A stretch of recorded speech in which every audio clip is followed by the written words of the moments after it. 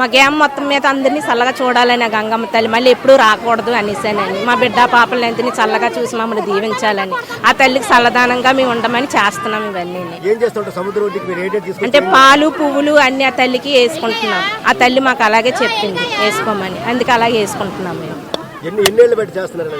అది ఎన్నో సంవత్సరాల నుంచి 21 నుంచి వచ్చిందా, అప్పటి నుంచి ఇప్పటి వరకు అలాగే చేస్తాం. ప్రతి సంవత్సరం చేస్తామండి, ఇదే తేదీని చేస్తాం.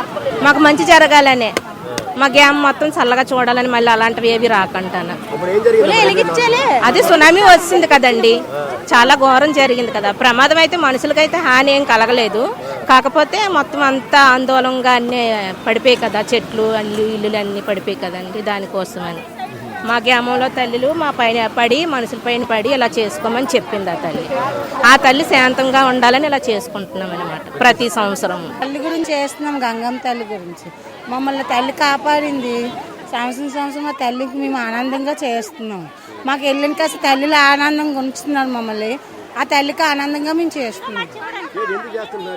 అంటే ప్రతి సునామీ వస్తేప్పుడు మమ్మల్ని తల్లి కాపాడింది. మమ్మల్ని ఏడ్ చేయకన్నా అమ్మవాళ్ళు అడ్డుండి మా ఊర్లో ఉన్న అమ్మవాళ్ళల్లో మమ్మల్ని కాపాడారు, చేశారు. మాకు ఇప్పుడు ఆనందంగా ఉందో తల్లికి చేస్తాం సంవత్సరం ఆనందంగా. వేటకెళ్ళి వస్తే చల్లగా తీసుకొస్తుంది, అదే మాకు ఆనందం. వాళ్ళకి ఏమీ ఆపదకి రాకన్నా తల్లి కాపాడుతుంది, సుఖంగా రావాలని. మరి అంతే కదండి, వాళ్ళు ఉంటే కదా మేము పాటకి వెళ్ళిన వాళ్ళకి మాకు ఏదో బాధ తీరుతుంది. ఆ తల్లి కాపాడబట్టే కదా క్షేమంగా తిరిగి వస్తున్నారు వాళ్ళు కూడా తల్లి కాపాడుతుంది కాబట్టి మాకు మా భర్తలు మా ఇంటికాడికి వస్తున్నారు.